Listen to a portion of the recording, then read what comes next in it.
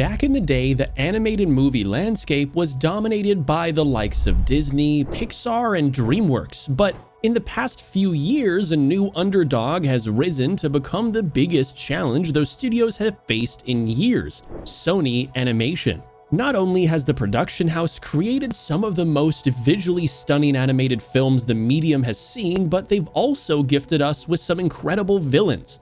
Many of their villains stand out amongst the competition in a variety of ways, from design to intention, so let's look deeper into why Sony animated villains hit different.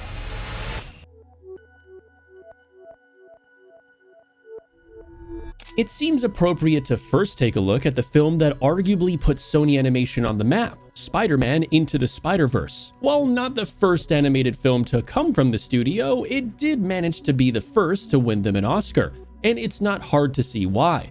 It's not only a gorgeous film, but it's also written with a wit and groundedness you don't normally see in big studio animation. This is consistent across the film's many characters, including the film's main villain, Wilson Fisk, aka the Kingpin. Cost me a fortune, but hey, can't take it when you're right. Firstly, just look at his design. In the comics, Kingpin was always known as this giant, hulking juggernaut of a man, and his design in this film takes that core concept and goes absolutely wild with it. Fisk is presented as large and wide, with his small circular head seated right in the middle of his body. The design is obviously absurd, but it's all in service of who the character is and what he represents. He's incredibly imposing, and the film reflects this by having his appearance literally dominate every frame that he's in, sometimes absorbing the entire shot and making it all about him.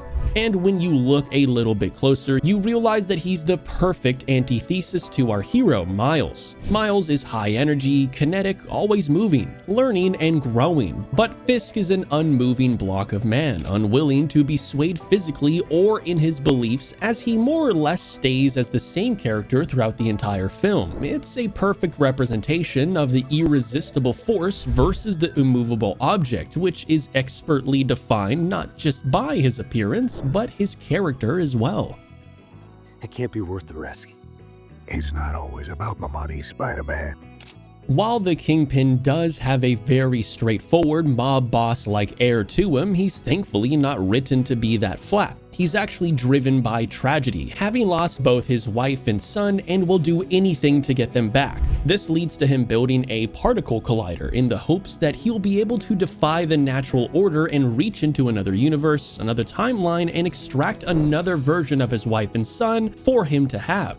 His entire character is defined by a denial or reality, an unwillingness to not only accept the facts of life, but to ignore the causes that brought him to this point. Fisk is either oblivious or ignorant to the fact that he is a walking embodiment of destruction that not only affects others' lives, but his as well. The reason for his wife and child's death is linked to his own criminal actions. When they stumble across him fighting Spider-Man, they're horrified to discover the monster that Fisk truly is.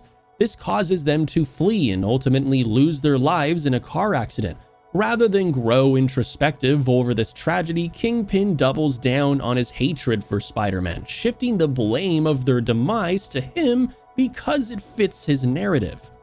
You drove my family.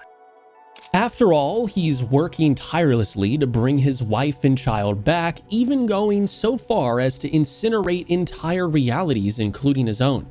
While this may seem like a noble or heartfelt gesture to him, it only continues to hold a mirror up to his flaws. His actions cause so much pain, but there's no accountability for him. The ends justify the means, but even when faced with reality, he continues to deny the truth. If given everything he wants, he's still doomed to ruin everything he touches because he's unwilling to change his ways. They certainly get results, but not always the results he wants. Kingpin is a stellar example of how to take a relatively straightforward character archetype and give it some legs, both through an incredible character design and a solid characterization that both complements the hero and drives home the themes of the film.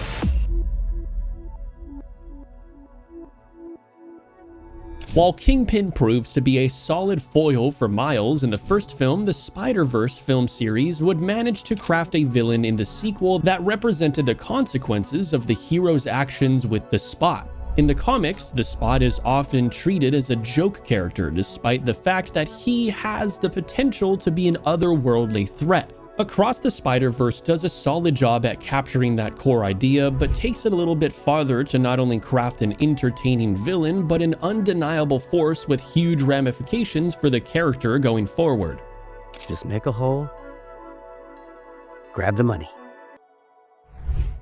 When we're first introduced to the Spot, he's immediately played off as a gag. Firstly, just look at his design. His white body covered in dozens of black spots isn't exactly the most intimidating look for a villain, which gets him expectedly ridiculed by Miles upon their first meeting. Additionally, the film is very intentional with the body type of the Spot as well, giving him a non-threatening build, complete with skinny arms and a bit of a gut.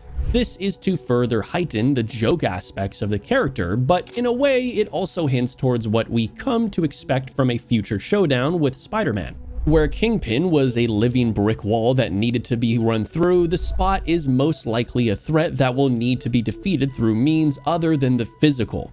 And then we come to his powers, which allow him to create small portals in the space-time continuum that he and others can travel through. But when we first meet him, he's using them for rather mundane forms of crime. Yet because Miles actually fails to defeat him despite being a bumbling wannabe villain, this further hints that Spot is much more capable and dangerous than one might think. The execution of his design makes for a great 1-2 punch that not only makes him a good gag character, but a force we've yet to see the true potential of. He's barely a villain of the week. What'd you call me? As we start to look even deeper into the character, we see just how much Spot has and will affect the world of these films. It turns out Miles owes a lot to the Spot, as he was the scientist that brought the multi-dimensional spider to the world that ended up giving Miles his powers. And how did Miles thank him? Well, he threw a bagel at him and then destroyed the particle collider from the first film, which cursed the Spot with the powers he has now. This connection emotionally ties the Spot to Miles, giving him the motivation to take up a life of crime in order to get back at Miles and, in a roundabout kind of way, teach him a lesson. There's just one problem. Miles has no idea who this guy is. While the Spot views Miles as a mortal enemy, Miles has absolutely no recollection of ever meeting him. Obviously, this is played for laughs, but it also speaks to Miles' recklessness and inexperience as a new hero. While the creation of the Spot isn't entirely Miles' fault, he does represent the personification of what rash decisions and unchecked heroics can do. Sometimes it's good, and other times it's very, very bad.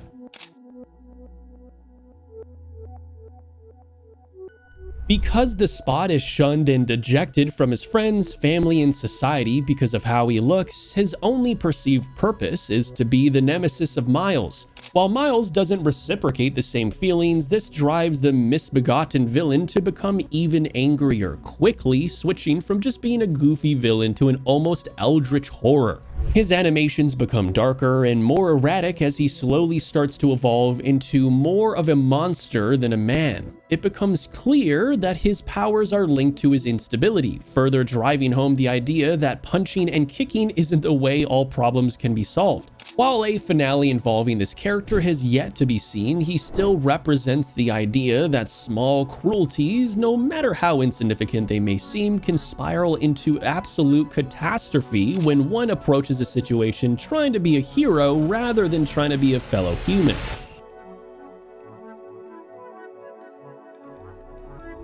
But while these past two Spider-Verse villains all fall into pretty typical villain archetypes, the bad guy that believes he's correct and the creation of the hero's missteps, Across the Spider-Verse has yet another villain that proves to be even more complex than the rest, and that's Miguel O'Hara, the Spider-Man of a futuristic reality. When we're first introduced to Miguel, he's portrayed as everything but a villain. He's cool, he's capable, and he's everything Miles could be one day. But as we come to learn, there's a darkness to him that goes beyond just simple brooding. He ends up representing a hypocrisy that not only critiques himself, but the understanding of what it takes to be a hero.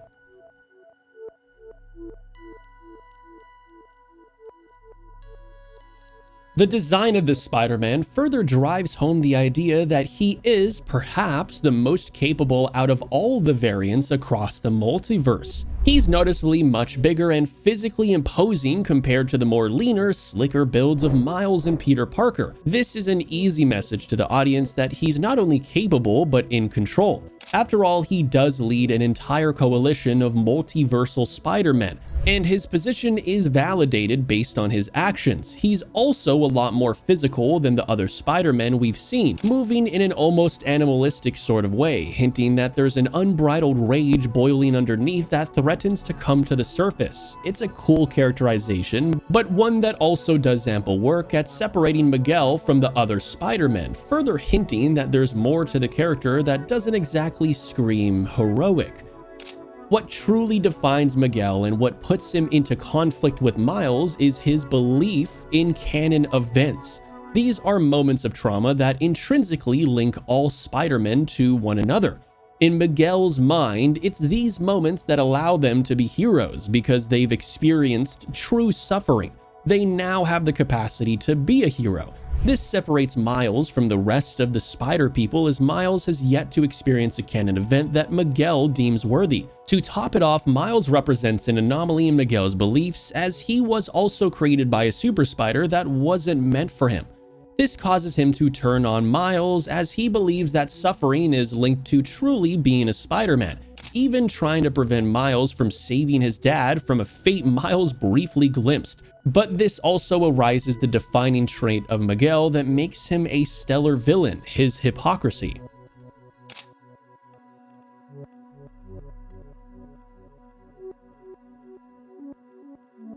A defining theme of the film for Miles is appreciating what you have and fighting the good fight to protect it, something that Miguel doesn't actually do. Miguel would attempt to take the place of one of his multiversal counterparts after they died, leaving behind a daughter that needed raising.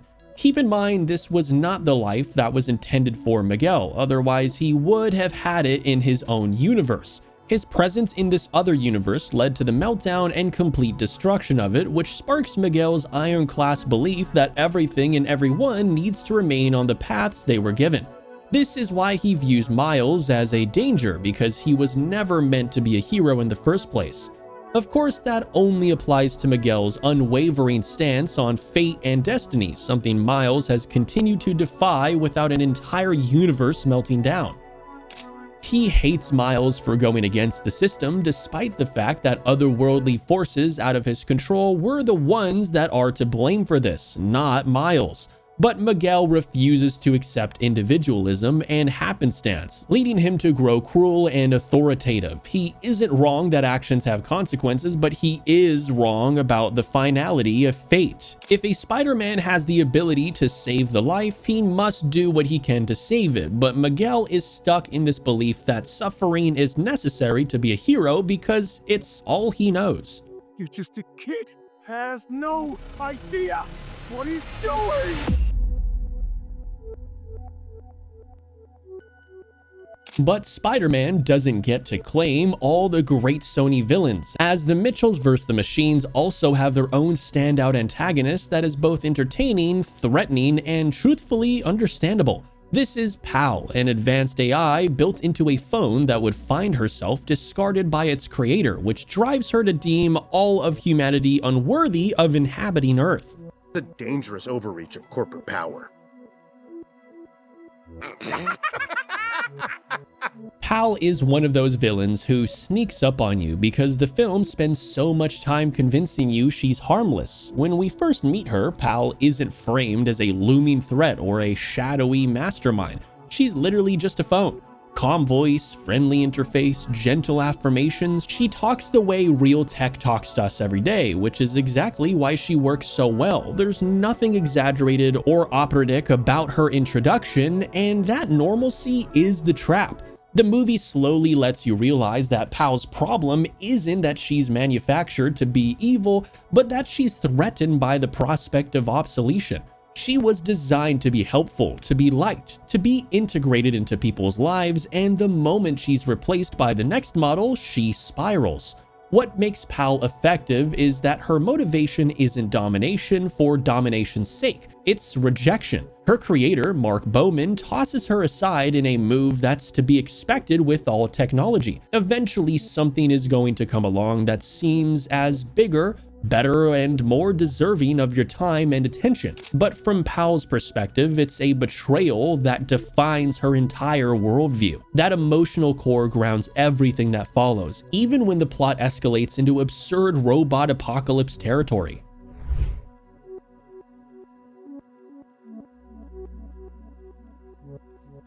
The film does something smart by tying Pal's resentment directly to the Mitchells family emotional arc. At its heart, the Mitchells vs. the Machines is about the fear of becoming irrelevant, parents worrying they're losing touch with their kids worrying they'll never be understood, and everyone quietly panicking that the world is moving on without them. Pal embodies that anxiety in its most extreme form. She doesn't see being replaced as the natural progression of her existence. She sees it as a personal slight.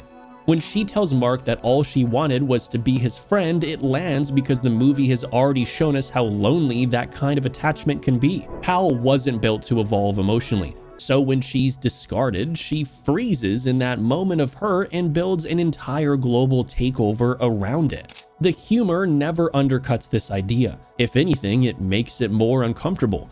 Her passive-aggressive politeness, the way she weaponizes therapy speak, and corporate friendliness feels uncomfortably familiar. She sounds like tech that's supposed to help you, optimize you, reassure you, except now it's all of that while locking humanity in glowing cages.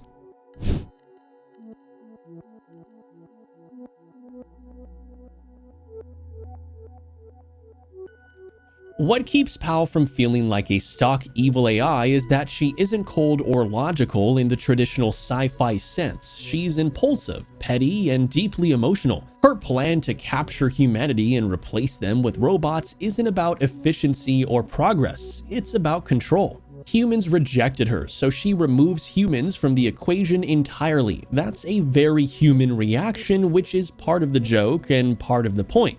The movie leans into this by giving Pal moments of genuine spite, the way she mocks people for choosing imperfect families over flawless machines, or how she frames her genocide as a necessary act of self-care. These aren't random villain quirks, they're extensions of her insecurity. She doesn't want to improve the world, she wants a world where she can't be hurt again. In a way, she's a reflection of the modern times we live in. Friendships are perceived as transactional and constant validation is needed to give you a point in the world. Pal never truly moves past this belief, even refusing to learn and accept a different worldview. It's a harrowing parallel to where humanity may go if we're so quick to forget about the people we love around us.